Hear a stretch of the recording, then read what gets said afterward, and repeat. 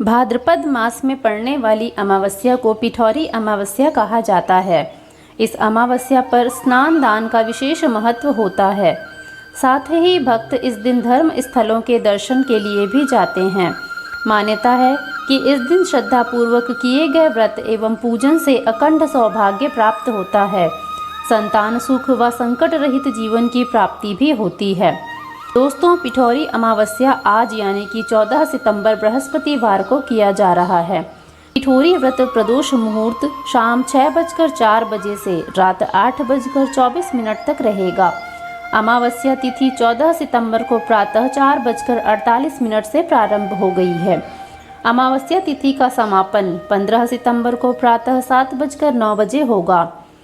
पिठौरी अमावस्या का दिन संतान के सुखमय जीवन की कामना के लिए बहुत ही महत्वपूर्ण माना जाता है। इस दिन माताएं अपनी संतान की दीर्घायु होने के लिए व्रत करती हैं। साथ ही जो दंपत्ति निसंतान हैं वे भी इस दिन व्रत रखकर माता दुर्गा व भगवान शिव का पूजन करते हैं और संतान प्राप्ति की कामना करते हैं। इस दिन स्त्रियां आटा गूंथकर उसी से मां दुर्गा सहित 64 देवियों की मूर्ति बनाती हैं और व्रत रखकर उनका पूजन करती हैं। आटे से बनी देवियों की पूजा होने के कारण ही यह दिन पिठौरी अमावस्या कहा जाता है। इसके अलावा इस दिन धार्मिक कार्यों के लिए घर में कुशा एकत्र करने की भी प्रथा है, जिसके कारण इस अमावस्या को कुशोत्पाटनी या फिर कुशग्रहणी अमावस्या के नाम से भी जाना जाता है। दोस्तों, ऐसी मान्यता है कि इस व्रत का महात्म्य माता पार्वती ने बताया था, जिसका पालन सर्वप्रथम देवराज इंद्र की पत्नी देवी शची ने किया। कहा जाता है कि इस व्रत के प्रभाव से ही उन्हें सुख और ऐश्वर्य का वरदान मिला था।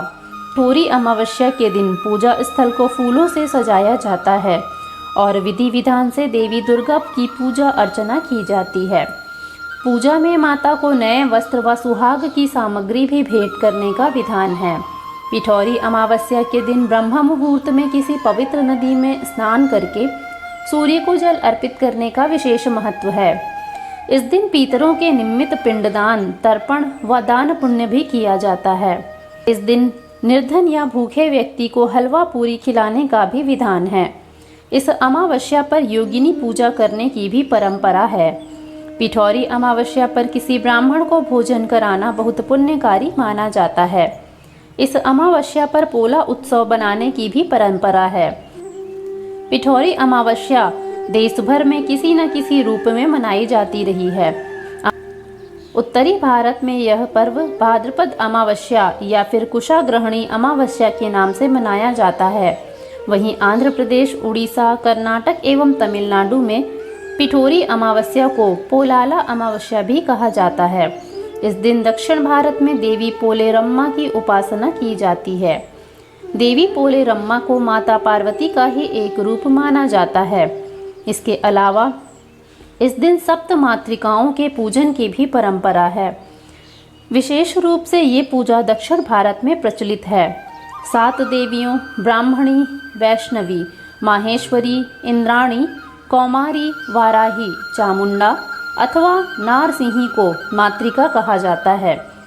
दोस्तों, मैं कामना करती हूँ कि आपका यह व्रत व पूजा अर्चना सफल हो और माता दुर्गा की कृपा आप पर सदैव बनी रहे।